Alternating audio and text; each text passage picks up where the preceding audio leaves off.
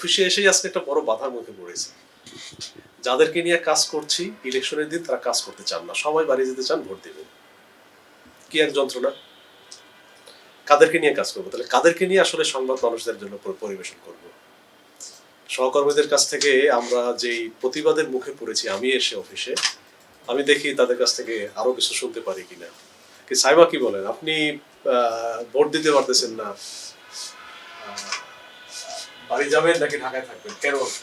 কোনো কিছু বলেন দেখি আপনি, আপনার বক্তব্যটা। এবার আসলে ভোট দেওয়ার খুবই ইচ্ছা ছিল, কারণ অনেক লম্বা সময় পরে এবার একটা ভালো ভোট হচ্ছে।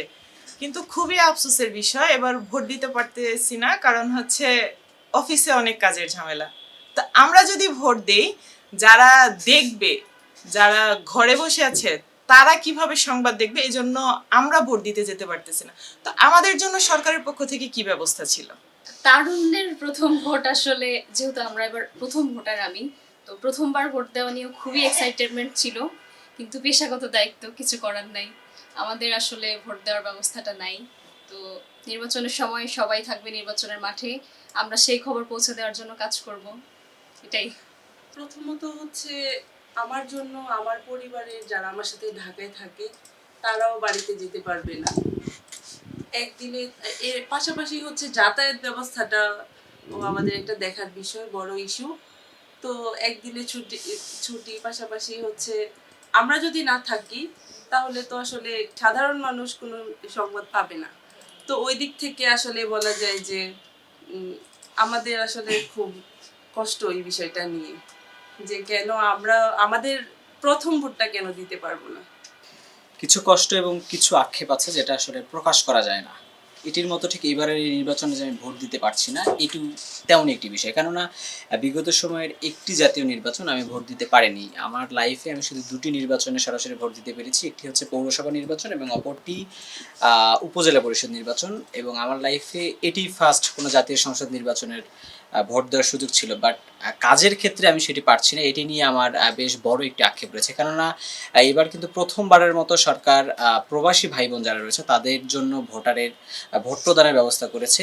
সেই জায়গাটা থেকে আমরা যারা এই মফস্বল থেকে ঢাকা শহরে এসে যারা সাংবাদিকতা করি, এই সংখ্যাটা কিন্তু প্রায় হাজারেরও অধিক, কয়েক হাজার বলা চলে। তাহলে এই কয়েক হাজার নাগরিক কিন্তু ভোট প্রদান থেকে বিরত থাকছে, বা ইচ্ছা থাকলেও তারা সুযোগ পাচ্ছে না। তো সরকার এই জায়গাটাতে কিন্তু তারা আন্তরিক হলে আমরা ওই সুযোগটা পেতাম এবং আমরা আমাদের পছন্দের যে প্রতীক বা প্রার্থী তাকে কিন্তু নির্বাচিত করার জন্য ভোট দিতে পারতাম।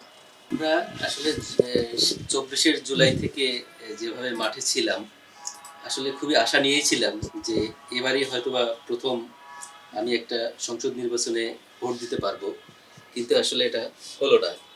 কারণ হলো যে আমরা যদি ভোট দিতে যাই তাহলে হয়তো দেখা গেল যে আমাদের দিকে যারা তাকিয়ে আছে, ভোটের প্রতিদিনের প্রতিক্ষণের সংবাদ যারা জানতে চায়, তাদের জন্য আমরা কিছু করতে পারবো না। এখন তাদের চাওয়া পাওয়া পূরণ করার জন্য আমাদেরকে এই ছোট স্বার্থ বাদ দিয়ে বড় স্বার্থের দিকে তাকাতে হচ্ছে।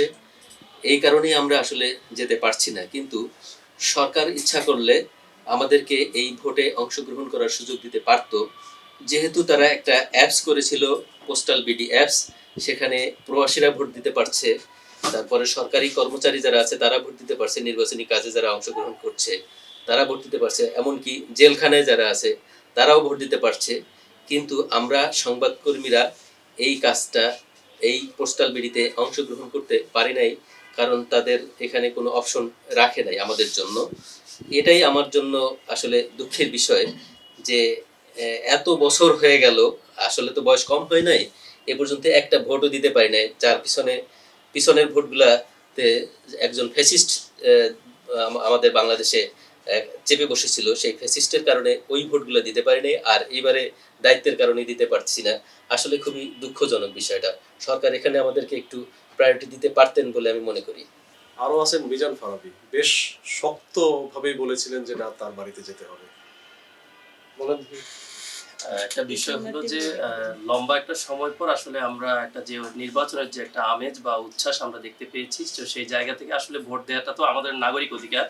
তো আমরাও চাই আসলে ভোট দিতে। কিন্তু ইন্টারিম সরকার যে ব্যবস্থা করলেন যে যারা কারাগারে আছেন তাদের পোস্টাল ব্যালটে, কিংবা বিদেশে যারা আছেন তাদেরও নিল, ইভেন যারা নির্বাচনের কাজে যারা জড়িত তাদেরও কিন্তু পোস্টাল ব্যালটে ভোট নেওয়া হয়েছে, কিন্তু আমরা যারা গণমাধ্যম কর্মী বা আমরা যারা মানুষকে নির্বাচনের খবর পৌঁছে দিতে চাই, তো আমাদের জন্য কেন ইন্টারিম সরকার কিংবা যারা সাংবাদিক প্রতিনিধি আছেন তারা কেন এই কথা বললেন না যে সংবাদ কর্মীরা কিভাবে এই নগর কিংবা জনপ্রতিনিধি নির্বাচনে তারা কেন অংশ নিতে পারছেন না? আসলে এই আক্ষেপটা আমারও কাজ করছে।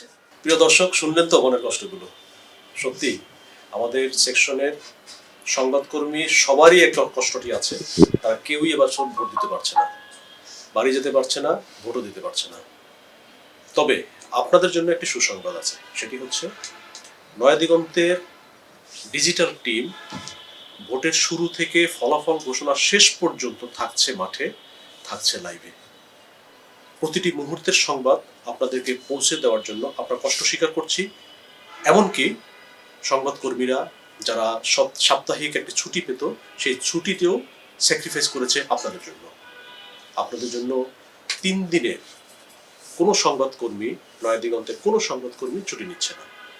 এই 3 দিন আপনাদের সেবায় সবাই নিয়োজিত থাকবে, তৎক্ষণাৎভাবে সকল সংবাদ আপনাদেরকে পৌঁছে দেওয়ার জন্য চেষ্টা করবে। সবশেষে সরকারের কাছে একটি দাবি করব, আগামীতে যখনই নির্বাচন হবে প্রতিটি নির্বাচনে সাংবাদিকরা যেন পোস্টাল ব্যালটের মাধ্যমে ভোট দিতে পারে সেই ব্যবস্থা যেন করা হয়। আল্লাহ হাফেজ, আসসালামু আলাইকুম।